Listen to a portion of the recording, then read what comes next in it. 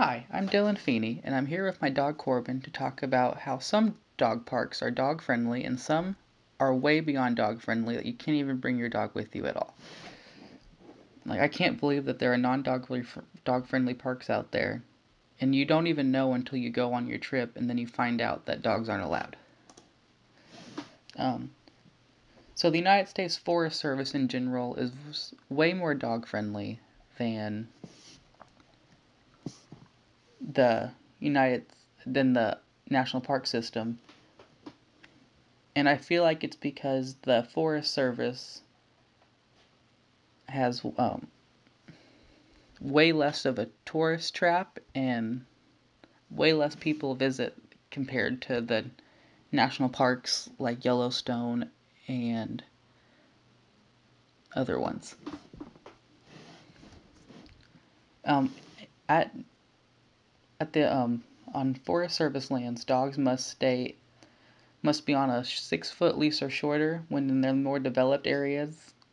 But when you're in the backcountry, there is no leash rules at all. But if there's any buildings, pets are not allowed unless they're a service dog. The Park Service does have a lot of pet policies, and it really depends on the park if the pet's allowed to go or not. Not in generally every park. Um, but the ones that do allow dogs have a thing called BARK, an acronym, and it's bag your pet's waist, always use a leash, respect wildlife, know where you can go. So like you can't bring them to buildings like that and stuff. And then if you and there's a test you complete, and it's really good with it's geared towards kids mostly, so they can learn more about it. Um, and then once you pass the test and you tell them how you're gonna respect the land of your dog and stuff, you can get a Bark Ranger collar for your dog, and then a bunch of different patches you can get for your kids.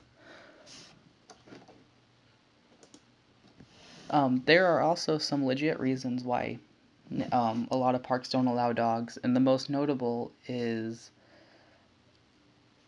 the Isle Royale that has a huge wolf population. Um, and someone in the 1980s brought their pet with them on their private boat onto the island, and it brought parvo with them and killed off a bunch of the wolves, and that's not good. So there's strictly no dogs, and if you do bring your dog, it's a huge fine. And then other places like Yellowstone, they're very dangerous because of all the geothermal activity, and plus just the sheer numbers of visitors that go to that park also wouldn't be a problem by bringing your dog with you as well. So, to recap on why it's reasons that are okay that you shouldn't bring your dog, or geothermal hot springs because they're very dangerous, and if a dog happens to get by one, they will not make it. Cave cave tours, which is very odd because like when you go to Mammoth Cave and you have to go up and down those metal steps that have like grates and holes, and dogs can get their paws stuck, and then just the huge ecosystem that would get disrupted if your dog's in there peeing on stuff. Another reason is a lot of people just don't like dogs. There's bad stigma on them that, like, and it's mainly because of bad pet owners, not the dogs themselves. So too many bad owners like to ruin it for the rest of us. There are a lot of very popular parks that you wouldn't think were not dog friendly but aren't. Like the Great Smoky Mountains National Park doesn't allow dogs, but a alternative trip in the area would be Dumport State Forest, because all these state forests and stuff are way more dog friendly than the national parks.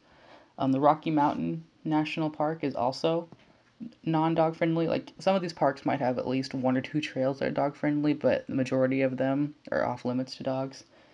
An alternative, well, I'll have a turn for that one. Okay. Big Bend National Park is non-dog friendly. A nearby park that is the Nins Falls State Park, and then Yellowstone National Park isn't dog friendly, but a nearby park is the Chester Glatton National Forest, And then another one that's very popular during summer camp that's not dog friendly is Zion National Park. But an alternative nearby is Dixie National Forest and the Red Rock Canyon. What can we do as pet owners? We can educate people on the owners themselves on how to take care of the dogs properly and not let them just roam free and pee on everything. Understand why some parks need to be pet free. Make groups, like a bunch of groups can make a big difference, like dog friendly groups and stuff. Like the Sierra Club made national parks more relevant. If we, or like horse groups that make horses more relevant, we can make a dog group. And then just train your pet right. And that's it.